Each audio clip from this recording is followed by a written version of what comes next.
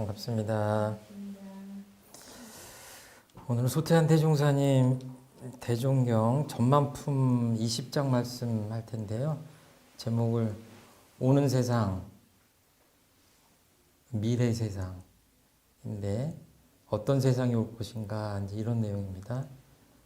길에 흘린 것을 줍지 않는 참 문명 세계 이런 표현을 했는데요. 이런 표현들이 이 본문에 나옵니다. 한번 읽어보도록 하겠습니다.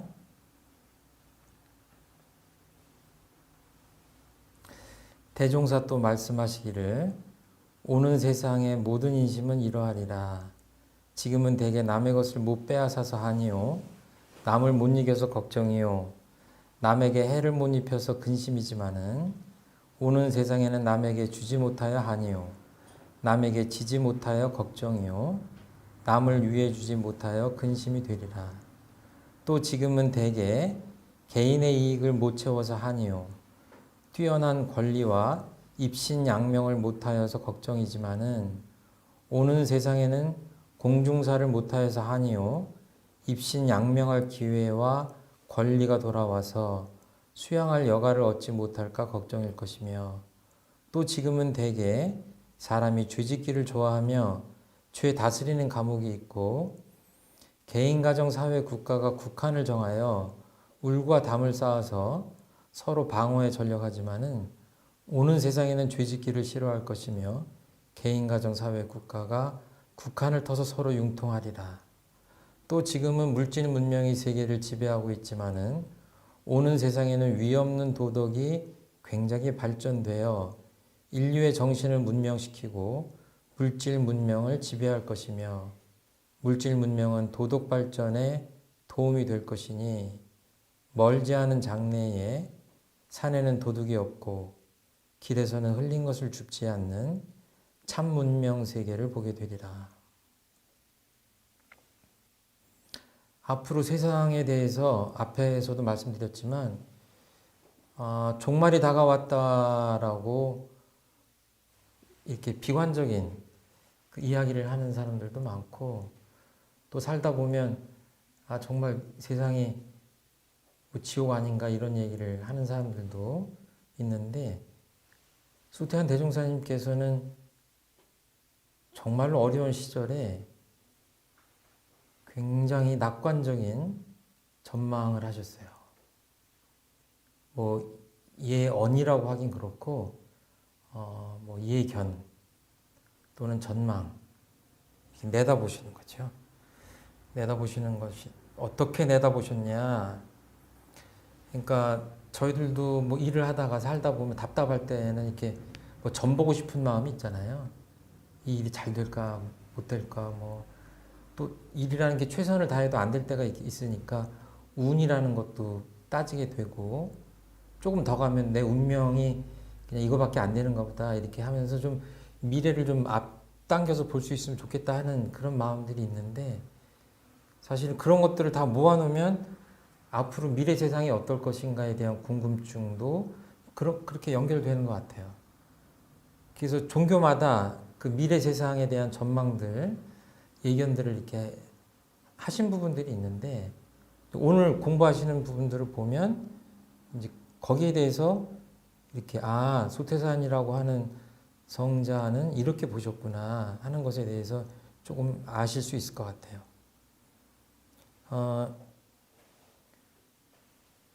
오는 세상의 모든 인심은 이러하리라. 그러니까 오는 세상의 그 어떤 뭐 외부적인 이야기보다도 인심의 사람의 마음이 이럴 것이다라고 이야기를 시작하십니다.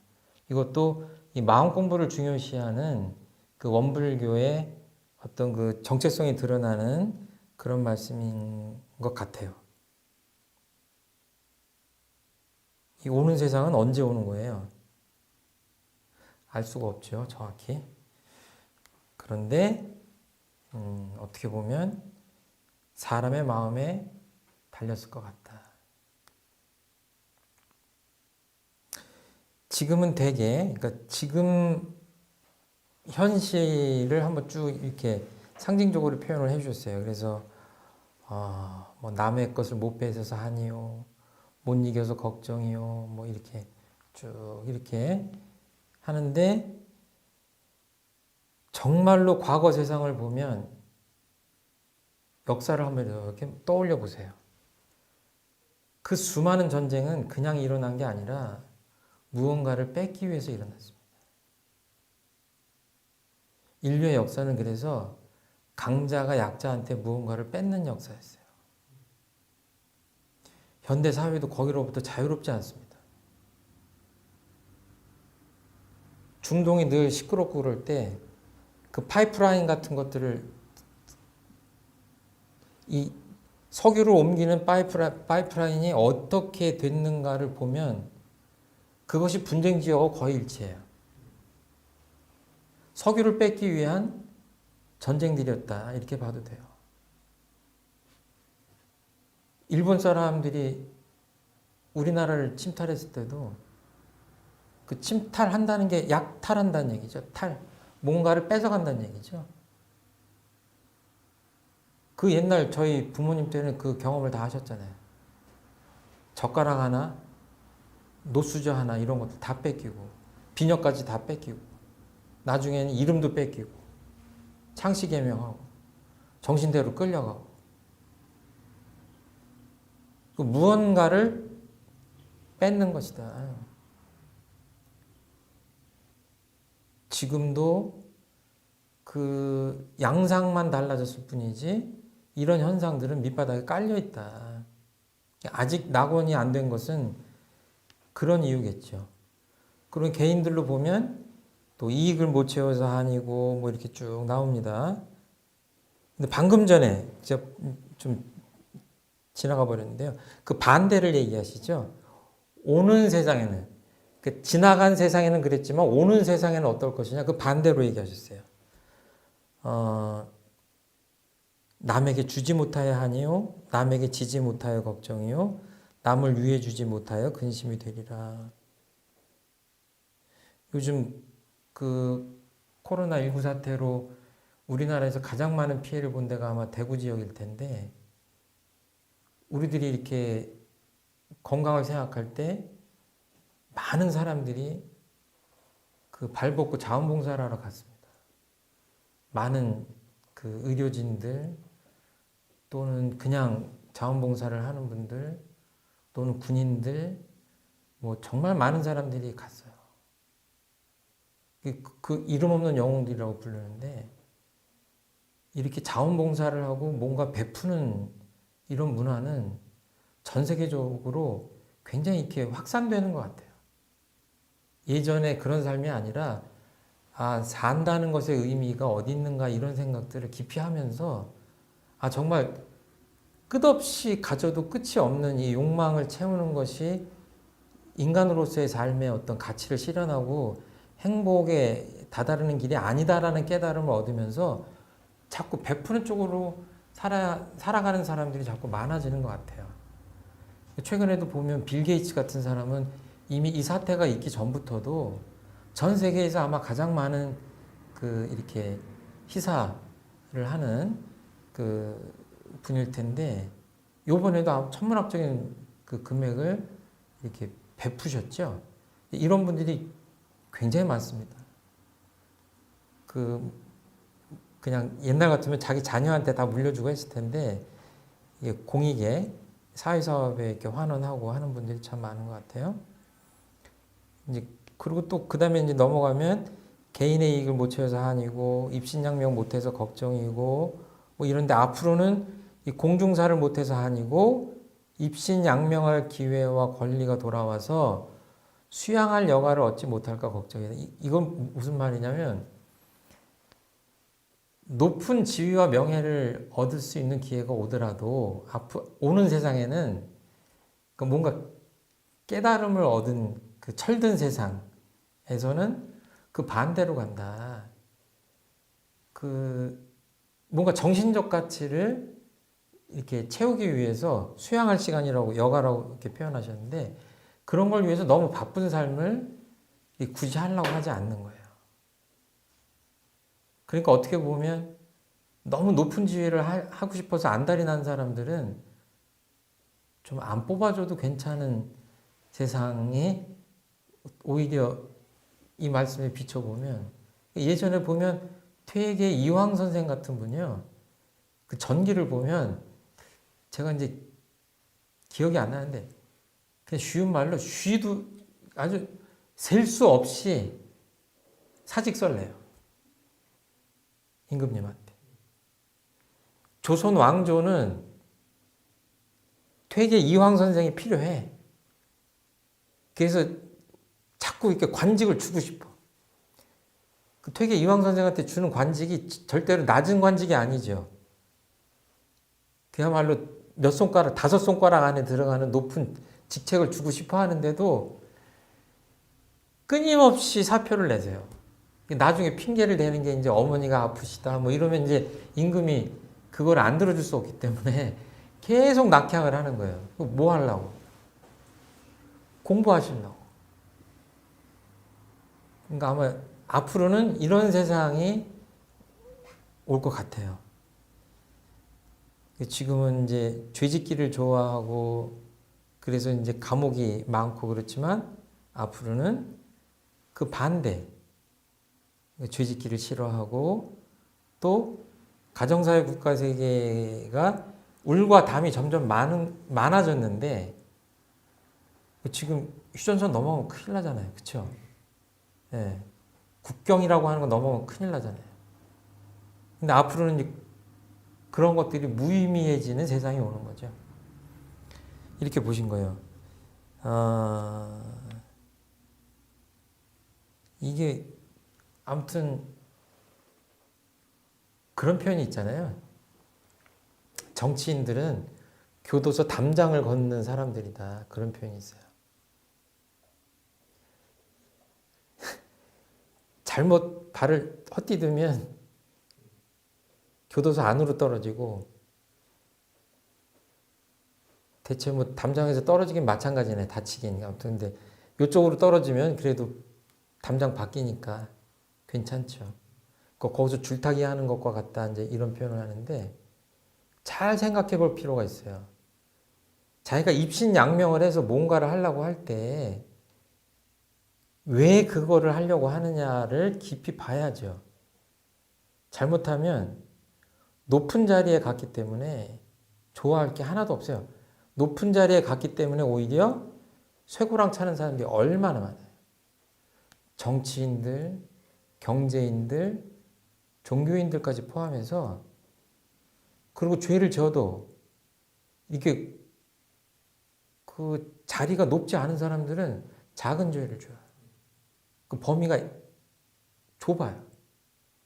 그런데 만약에 고관 대작이 돼가지고 무슨 장관이나 국무총리나 대통령이 돼가지고 사리사욕을 범한다 그러면 어때요? 그 폐해가 엄청나죠. 국가 전체로 가잖아요. 요새 한 국가가 잘못되면요, 옆에 있는 나라도 잘못돼요. 그러니까 그냥 좋다고 할 일이 아니죠. 마음을 비우고 정말 공익을 위해서 헌신해야 되겠다 하는 그런 마음가짐이 있는 사람들이 높은 자리에 가야 될 것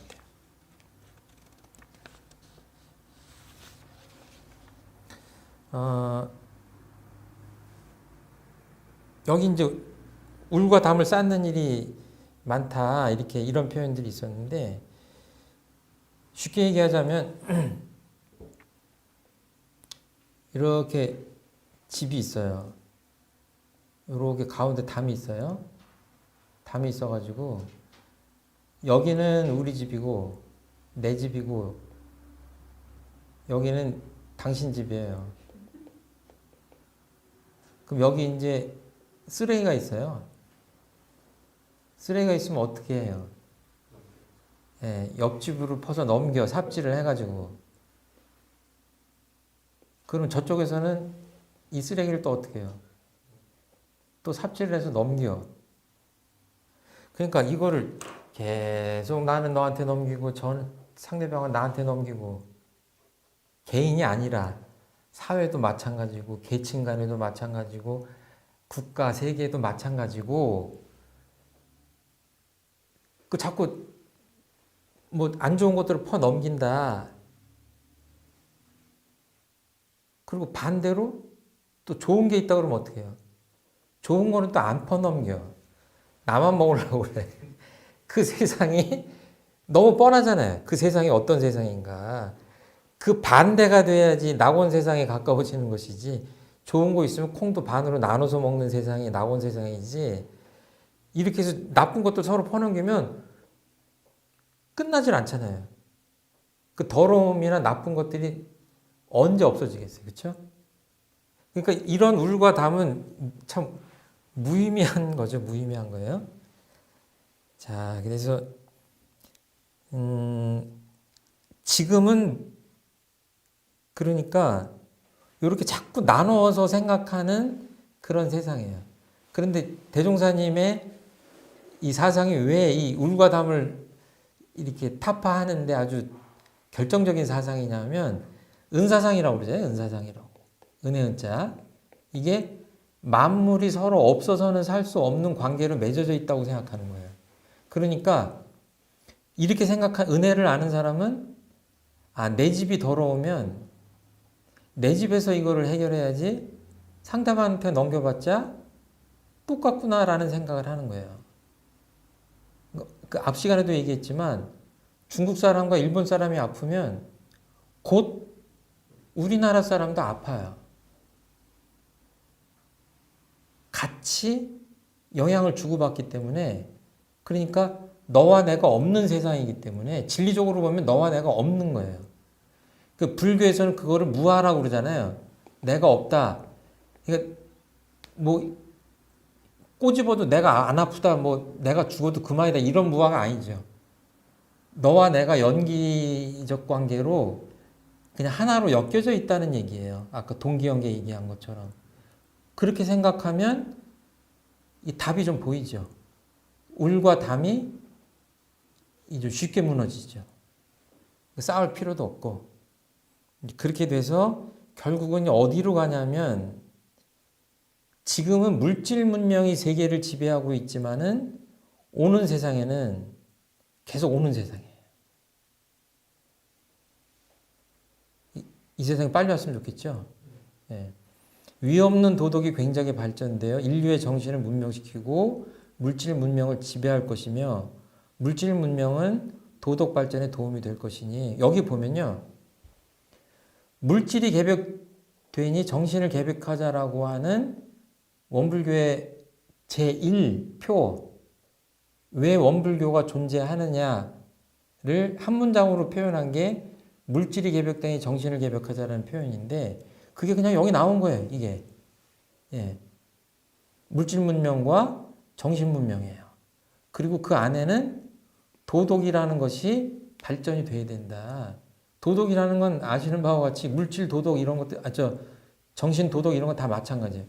결국은 마음의 문제입니다. 마음에 달린 거예요. 물질 문명을 사실 깊이 보면 물질 문명을 발달시킨 것도 우리들의 마음이고 그 물질 문명을 선용하는 것, 악용하는 것도 우리 마음이에요. 그러니까 오는 세상은 어디 달렸어요? 우리들 마음에 달린 거예요. 기술이 진보되고 막 이러니까 그것이 물질 문명이라는 실체가 따로 있기 때문에 그것들을 그냥 항수 그런 것이다라고 생각하고 우리의 삶을 거기에 맞추려고 하는 그 삶의 태도들이 많아요. 사회학을 하거나 이런 사람들도 그런 경우들이 많아요. 그런데 이 마음의 원리로 본다면 그 미래는 정해져 있지 않아요. 미래 세상이 어떤 식으로 우리한테 다가올지는 어떻게 누구한테 달렸어요? 우리한테 달렸고 조금 더 자세하게 이야기하면 우리들 마음가짐에 달렸어요. 우리들의 정신, 가치관, 앞으로 미래 설계를 어떻게 하느냐에 달린 거예요. 그러니까 대한민국의 산을 다 깔아뭉개자라고 마음 먹으면 금방 깔아뭉갤 수 있어요. 이 자연을 그대로 보존하자고 대한민국 사람들이 마음 먹으면 앞으로 그 자연은 대대손손 그대로 가요. 우리 마음에 달린 거예요. 이 맨 끝에는 그 대종사님이 멋있는 표현을 하신 것 같아요. 멀지 않은 장래에, 이것도 이제 누가 물어보면 뭐라고 대답하실지 모르겠어요. 이게 1년 뒤입니까? 10년 뒤입니까? 멀지 않은 장래. 다른 종교 보면 뭐 수천 년이 걸리기도 해요. 예. 곧 뭐 이렇게 종말이 온다 그랬는데 또 수천 년이 가기도 하고. 멀지 않은 장래. 멀지 않은 장래라고 생각하는 게 우리들 삶에 유익하죠. 그렇죠? 우리들 마음 먹게 달렸으니까. 산에는 도둑이 없고 길에는 흘린 것을 줍지 않는 참 문명 세계를 보게 되리라. 이게 대종사님이 보고 싶은 세상이고 우리 역시 보고 싶고 그런 세상에서 살고 싶은 거예요. 그렇죠? 이거를 사회과학적으로 보면 소득 수준이 평등해지고 균등한 세상이 돼서 도둑질을 할 필요가 없고 훔쳐갈 필요가 없는 세상이 되면 되지 않겠냐라고 얘기하지만 정말 그럴까요? 소득을 정말 똑같이 하고 공산주의의 그 이상처럼 절대 평등한 세상이 왔다고 할 때 도둑이 없고 흘린 물건을 줍지 않는 세상이 올까요? 그건 다른 문제죠.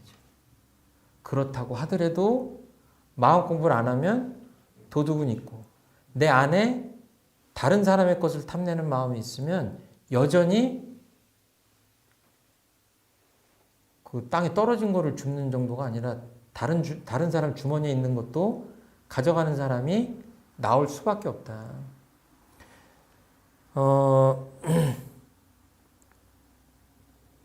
외국 사람들이 한국을 칭찬하면서 그런 이야기를 많이 하는 것 같아요. 이게 커피숍 같은데 카페에서 한국 사람들이 이렇게 친구들이랑 하면 이렇게 노트북 놓고 이렇게 작업하고 하다가 앞에 편의점 같이 가자고 하고 화장실 가자고 이렇게 하는데 자리를 비우는데 노트북을 그냥 놓고 간다는 거예요. 외국 사람들이 깜짝 놀라요. 화장실 가면 반드시 이거 없어진대요. 우리들이 선진국이라고 생각하는 나라들도. 그러니까 정말 CCTV가 많아서 그런 건지는 알 수 없는데 그것만은 아니고 우리들 마음속에 어떤 그 아름다운 마음이 있는 거예요. 그 나이 드신 분들한테 자리를 양보하고 약자를 도우려고 하고 다른 사람 물건은 손대지 않고 결국 이것은 법으로 강제할 수 없는 거예요. 법으로 강제하는 걸로 이게 다 된다고 하면 세상에 도덕은 필요 없잖아요. 아무도 안 볼 때 내가 내 마음을 제어할 수 있는지 여기 아무리 봐도 CCTV는 없고 나를 보는 사람들도 없는데 내가 다른 사람의 고가의 노트북에 손이 갈 것이냐 말 것이냐를 그냥 편안하게 내가 이렇게 마음의 힘으로 이렇게 제어할 수 있는 거죠. 나만 그런 게 아니라 우리들의 수준이 그 정도는 돼야 정치인이나 누구나 큰 목돈이 생겨도 부정은 내가 하지 않겠다. 이런 마음들의 힘이 충만해 있지 않으면 굉장히 간단해 보이는 표현인데 이건 쉽지 않다. 요새 뭐 산에 도둑이 없는 것까지는 간 것 같아요. 도둑이 산에는 있지 않은 것 같고. 그런데 아무튼 그 뜻을 본다면 그 탐심 이런 것들이 없는 거는 그렇게 언뜻 들으면 쉬운 것 같지만 결코 쉽지 않다. 그래서 마음 공부하고 마음의 힘을 쌓는 그래서 결국은 그것이 정신개벽을 얘기하는 거죠. 그래서 정신개벽을 하지 않으면 이 물질의 힘을 제어할 수 없기 때문에 그래서 늘 이렇게 마음과 정신 개벽, 마음 공부, 이제 이런 것들을 강조하시는 것 같아요. 우리가 꿈꾸는 세상은 멀리 이렇게 있지 않고 대단히 가깝게 있는 것 같습니다. 그리고 상당히 거기 근접해 있는 것 같아요. 우리가 먹을 것이 없어서 또는 의료기술이 발달하지 않아서 그렇게 불행한 그런 세상에 살고 있지 않습니다. 어떻게 보면 우리들 각자의 마음이 좀 더 이렇게 선한 마음, 또 이렇게 온전한 마음, 그런 마음의 힘만 조금만 더 갖추면 이 오는 세상은 훨씬 더 빨리 우리한테 올 수 있지 않을까 이렇게 생각합니다. 말씀 드려주셔서 감사합니다. 감사합니다.